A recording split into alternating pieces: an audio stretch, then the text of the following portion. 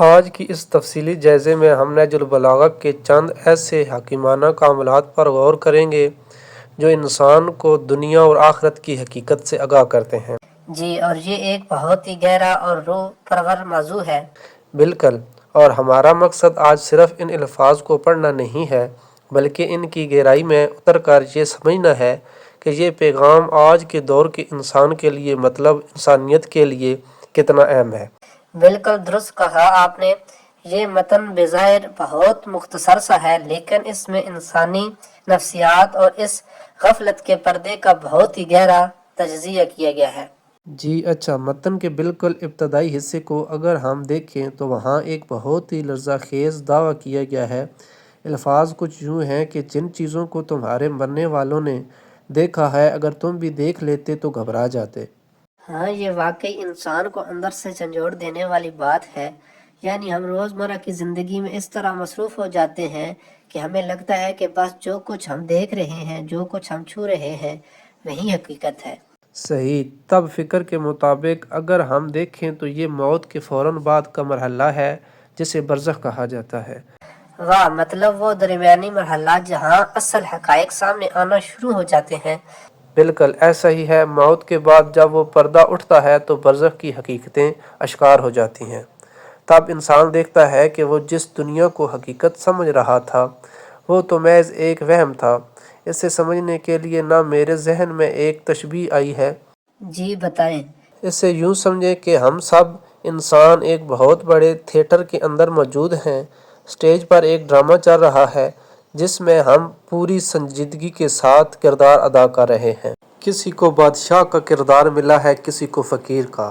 ہم ان منصوعی روشنیوں میں اتنے مگن ہیں کہ ہمیں لگتا ہے کہ بس یہی سب کچھ ہے۔ واہ، بہت ہی خوبصورت تشبیہ ہے، لیکن اسٹیج کے پیچھے ایک بھاری پردہ گرا ہوا ہے۔ ہم اس پردے کے پیچھے نہیں دیکھ سکتے۔ البتہ جن لوگوں کا وقت ختم ہو گیا ہے وہ اپنا کردار ادا کر کے اس پردے کے پیچھے جا چکے ہیں، اور پردے کے پیچھے جاتے ہی وہ اس ڈرامے کے کھیل کی اصل حقیقت جان چکے ہیں۔ وہ دیکھ چکے ہیں کہ وہ تخت جس پر بیٹھ کر وہ فخر کرتے تھے وہ محض لکڑی کا ایک عارضی ڈھانچہ تھا۔ بالکل، اور وہ روپے پیسے جس کے لیے انہوں نے زندگیاں داؤ پر لگا دیں وہ تو محض کاغذ کے ٹکڑے تھے۔ بالکل ایسا ہی ہے، اور جب وہ اس غیب کے پردے کے پیچھے کا منظر دیکھتے ہیں تو ان پر یہ منکشاف ہوتا ہے کہ اصل زندگی تو یہاں سے شروع ہو رہی ہے، اور وہ اپنا سارا وقت مطلب اپنی ساری توانائی ایک منصوعی کھیل میں ضائع کر آئے۔ صحیح، لیکن یہاں ایک الجھن ہے۔ متن میں کہا گیا ہے کہ اگر ہم وہ دیکھ لیں تو گھبرا جاتے ہیں اور مضطرب ہو جاتے ہیں۔ کیا یہ گھبراہٹ محض کسی خوفناک منظر کی وجہ سے ہے یا اس کی نفسیاتی وجوہات کچھ اور ہیں؟ دیکھیں، یہ بہت باریک نکتہ ہے۔ یہ گھبراہٹ صرف کسی بیرونی خوف کا نتیجہ نہیں ہے، یہ ایک گہرے نفسیاتی صدمے کا بیان ہے۔ مطلب اپنے ہی کیے پر پچھتاوا۔ جی بالکل، جب انسان کی پوری زندگی کا بیانیہ اس کی تمام ترجیحات ایک سیکنڈ میں غلط ثابت ہو جائے تو انسانی ذہن اسے برداشت نہیں کر پاتا۔ یہ وہ شدید پچھتاوا ہے کہ ہم نے کن بے معنی چیزوں پر زندگیاں گزار دیں، یعنی وہ اعمال جنہیں ہم حقیر سمجھتے تھے، جیسے کہ کسی کی مدد کرنا، سچ بولنا، وہی اصل سرمایہ تھے۔ بالکل وہی سرمایہ تھے، اور متن کے آگے چل کر انسان کو مزید بیدار کرتا ہے۔ الفاظ ہے کہ قریب ہے کہ وہ پردہ اٹھا دیا جائے۔ یہ جملہ انسان کو ایک بے پناہ اجرت کا احساس دلاتا ہے۔ ہاں، یہ جو پردہ اٹھائے جانے کی بات ہے یہ بہت فکر انگیز ہے۔ انسان کا دماغ ہمیشہ یہی سوچتا ہے کہ اس کے پاس بہت وقت ہے۔ ہم موت کو ایک ایسا واقعہ سمجھتے ہیں جو ہمیشہ مستقبل میں کہیں پیش آئے گا۔ صحیح بات ہے، ہم اپنے اس نفسیاتی دفاعی نظام میں رہتے ہیں، لیکن یہ پردہ کوئی لوہے کی دیوار نہیں ہے کہ گرنے میں وقت لگے۔ یہ سانس کی ایک ڈور ہے، اور جیسے ہی کٹتی ہے پردہ اٹھ جاتا ہے۔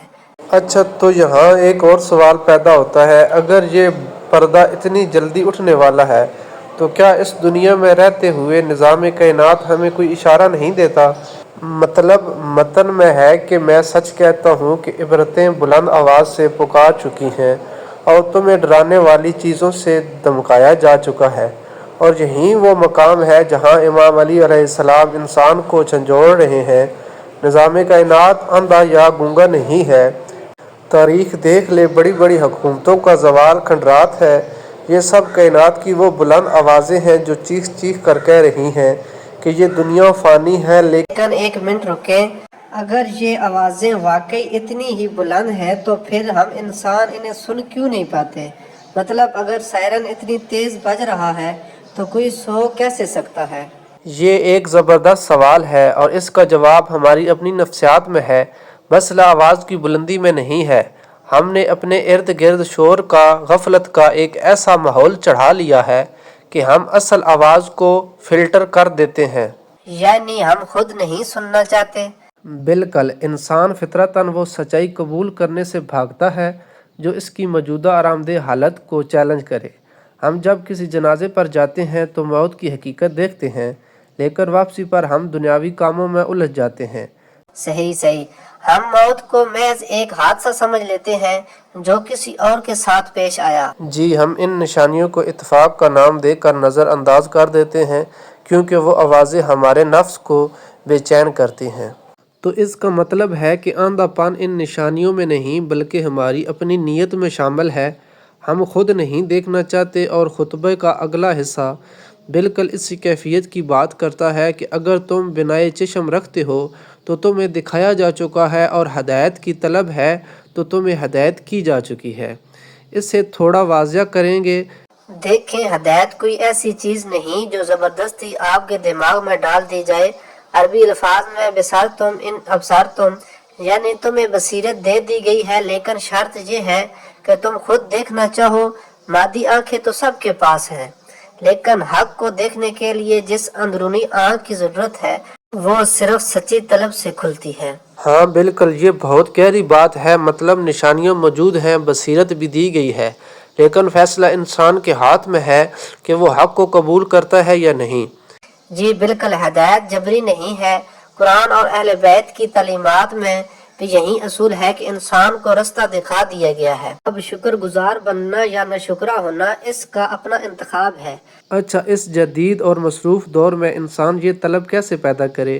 ہم تو صبح سے شام تک اتنی چیزوں میں الجھے رہتے ہیں کہ فرصت ہی کہاں ملتی ہے۔ یہ واقعی آج کے دور کا بڑا المیہ ہے، لیکن طلب پیدا کرنے کا عملی مطلب یہ ہے کہ انسان شعوری طور پر خود احتسابی کے لیے وقت نکالے، تھوڑا ٹھہر کر سوچے۔ بالکل، اس تمام تر شور کو خاموش کر کے اپنے آپ سے سوالات پوچھے جن سے وہ بھاگتا ہے کہ وہ جو کچھ کر رہا ہے کیوں کر رہا ہے، اس کا انجام کیا ہوگا۔ جب انسان سچائی جاننے کے لیے تیار ہوتا ہے تو پھر کائنات کی ہر شے اسے راستہ دکھاتی ہے۔ اگر اس طرح کی ویڈیو مزید دیکھنا چاہتے ہیں تو ہمارے چینل کو سبسکرائب کریں تاکہ آنے والی تمام ویڈیو آپ تک پہنچتی رہیں۔ شکریہ۔